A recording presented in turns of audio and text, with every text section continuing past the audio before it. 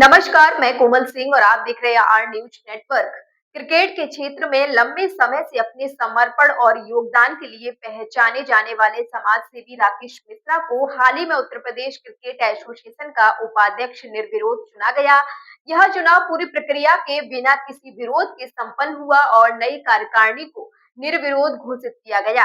इस उपलब्धि की खुशी में सोमवार को संजय नगर स्थित होटल फॉर्चून में भव्य सम्मान समारोह आयोजित किया गया। समारोह में गाजियाबाद और पश्चिम उत्तर प्रदेश के क्रिकेट प्रेमियों ने राकेश मिश्रा को फूलों का गुलदस्ता भेंट कर बधाई दी। इस खास मौके पर हजारों क्रिकेट प्रेमी मौजूद थे। सुनिए इस खास मौके पर राकेश मिश्रा ने क्या कुछ कहा। बताऊं कि जो ये नई जिम्मेदारी मिली है उत्तर प्रदेश, जो कि 25 करोड़ की आबादी का है, और अगर मैं औसतन जिले की बात करूं तो हर जिले से कम 2 से 3 हजार बच्चों जो है वो क्रिकेट खेल रहे हैं।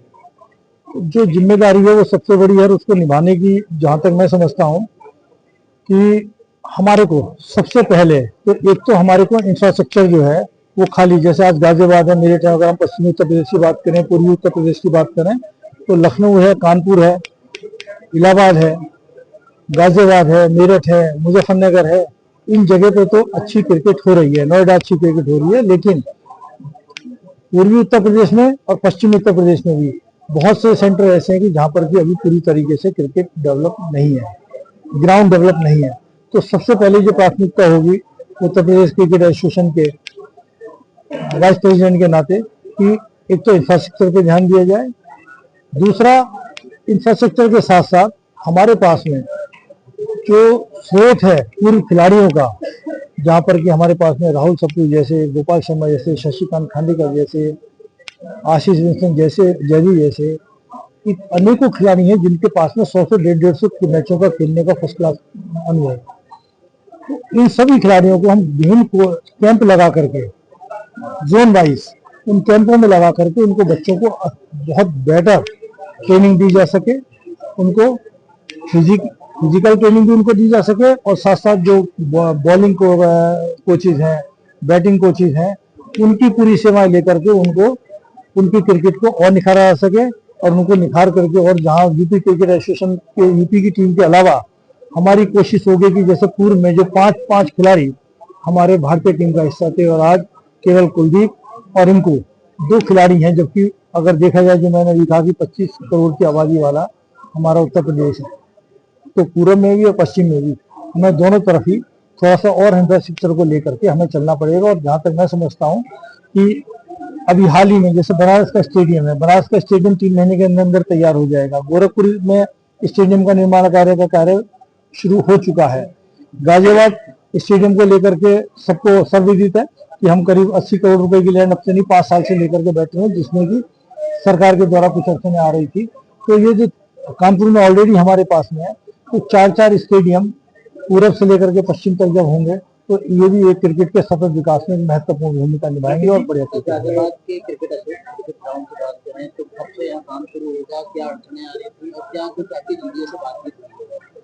देखिए, जो इसमें विशेष रूप से हमेशा मैं कहता हूं और हमेशा आप लोग भी लिखते हुए आए कि केवल 2 अड़चन के अलावा तीसरी कोई अड़चन नहीं थी। एक एफएआर को लेकर के, दूसरा हाई टेंशन लाइन को लेकर। जब हम और सरकार के द्वारा हमसे ये सहमति मांगी गई थी कि क्या एमओयू के द्वारा सरकार और दोनों के पीपीपी मॉडल पे हम एक एमओयू बना करके इस स्टेडियम के निर्माण कार्य को कर सकते हैं, इसके संबंध में उनके द्वारा हमें पत्र दिया गया। हमने उसके तुरंत ही हमने उसका रिप्लाई दिया और हमने उसके लिए अपनी सहज स्वीकृति प्रदान की कि हमें कोई दिक्कत नहीं है, हम सरकार के साथ में पीपीपी मॉडल पर बनाने के लिए तैयार हैं। कितने एकड़ में ये बनेगा स्टेडियम, थोड़ा सा इसकी क्या लागत आएगी और कितने दर्शकों की बैठने की इसमें व्यवस्था? इसमें 50 से 55 हजार के बैठने की व्यवस्था होगी। ये 33 एकड़ के अंदर ये स्टेडियम बनेगा और ये उत्तर प्रदेश क्रिकेट एसोसिएशन का पूर्ण स्वामित्व वाला पहला स्टेडियम होगा। इसके साथ साथ इसकी जो लागत है, अगर मैं इसकी जमीन की लागत को मैं छोड़ दूं तो जो जमीन पूर्व में हमने 80-90 करोड़ रुपए की लैंड ली है, 33 एकड़ लैंड है, 80 करोड़ की लैंड हमारे द्वारा जो है जीडीए के माध्यम से क्रय की गई है।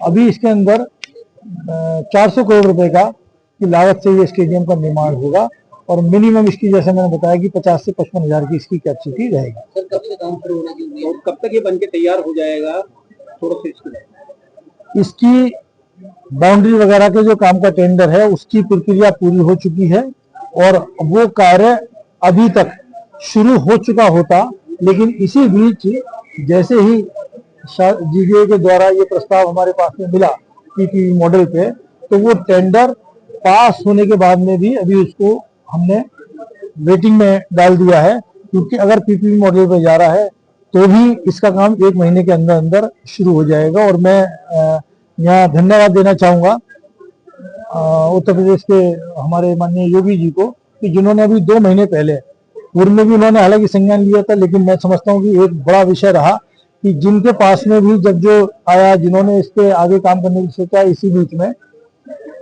शायद उनका स्थानांतरण हो जाता था। इस ईयर का काम खत्म हो पाएगा और नेशनल और इंटरनेशनल मैच गाजियाबाद में जो होंगे, लोग दूर दराज से जो पहले दिल्ली या फिर लखनऊ जाते थे वो गाजियाबाद में मैच देख सकेंगे। देखिए, दो साल इसके लिए मिनिमम चाहिए, और मैं कहूँ मिनिमम चाहिए 2 साल। 2 साल एक जो है ना सफिशिएंट भी है आज के समय में, क्योंकि टेक्नोलॉजी जिस तरीके से है उस तरीके से 2 साल के अंदर अंदर ये स्टेडियम जो है वो तैयार हो जाएगा। तो जहां तक मैं समझता हूं कि आपको 2027 के लास्ट तक हम इस पे हर हालत में अंतर्राष्ट्रीय मैच कराने की पोजीशन में होंगे, और मैं आपको विश्वास दिलाता हूं कि अगले 6-8 महीने में कम से कम फर्स्ट क्लास जो मैचेज हैं वो सबसे पहले वहां पर होंगे। ऐसे में आप लोग उत्तर प्रदेश की बात करें, गाजियाबाद की बात करें, कितना लड़कियों को लेकर मैदान में बात की जाएगी, कितने उनकी ट्रेनिंग बढ़ेगी, कितने योगदान देखने को मिलेगा कि आने वाले समय में ऐसी टीम तैयार हो जिसमें गाजियाबाद और उत्तर प्रदेश की महिलाएं। देखिए, इस वर्ल्ड कप के जीतने के बाद में मैं कह रहा हूँ कि जो ये एक क्रांति होगी। अगर हम वुमेन्स क्रिकेट में देखें तो जैसे 1983 में जब कपिल देव ने भारत की झोली में वर्ल्ड कप डाला था, उसी तरीके से ये इस वर्ल्ड कप के बाद में भारतीय वुमेन्स की क्रिकेट जो है ना वो बहुत आगे तक ऊंचाई पर जाएगी। और इसमें अभी हाल ही में मेरे हम 1 घंटे पहले भी जो हम लोगों के सामने होती, जिनके बच्चों की अकेडमी चला रहे हैं जो लोग क्रिकेटर, वो कह रहे हैं कि कल वो जीती है, रात सुबह से जो है ना सारे माँ बापों की क्वेरी ये आ रही है कि भाई आप कहाँ कोचिंग दे रहे हैं, कैसे कोचिंग दे रहे हैं बच्चों को, हमें अपनी बेटी को वहां पर भेजना है। और अगर मैं आपसे कहूँ तो खुद मेरे अपने घर के मेरे परिवारों के अंदर भी मेरे पास में कल सुबह से अब तक यार बेटियों का, और वो इसके लिए जो है ना, सबसे बड़ा सवाल ये उठता है कि बहुत से ऐसे बच्चे होते हैं या बच्चियां होती हैं कि जो पैसे के अभाव के कारण नहीं क्रिकेट ज्वाइन कर पाती, मतलब कोचिंग नहीं ले पाती है, फिर आगे नहीं बढ़ पाती है, तो आपसे दोबारा क्या कदम उठाया जाएगा उनसे बच्ची होती है? देखिए, मैं बताऊं आपको कि कोचिंग में अभी मैं गाजियाबाद क्रिकेट की बात करूं, मैं फिर प्रदेश की भी बात करता हूं। मैं गाजियाबाद में कहूँ, गाजियाबाद में हर वर्ष जो है हम जो गर्ल्स की जो भी क्रिकेट कराते हैं, उनकी जो लीग कराते हैं वो निःशुल्क कराते हैं। किसी से कोई 1 रुपया भी चार्ज नहीं किया जाता, उनको निःशुल्क सारी की सारी सुविधाएं दी जाती हैं। इसके अलावा जो कि इस बात का सूचक है कि अगर आप गाजियाबाद में देखेंगे तो विशाखा, शिखा, रेखा, क्या ये बच्चियां जो निकली हैं यहाँ से, ये सभी लोग जो सभी बेटियां जो हैं ये सभी ग्रामीण परिवेश से हैं। तो ग्रामीण परिवेश से आकर के, एक साधारण परिवार से आकर के जिस तरीके से वो राष्ट्रीय नील शिखा सेहलोत अभी अफ्रीका के दौरे पे अंडर-19 में वो खेल करके आई है ना। रेखा है, वर्तमान में भी यूपी की टीम का हिस्सा है। अभी अंडर 15 की जो कप्तान रही है यूपी की, वो यहीं से गाजियाबाद से क्रिकेट खेलती है।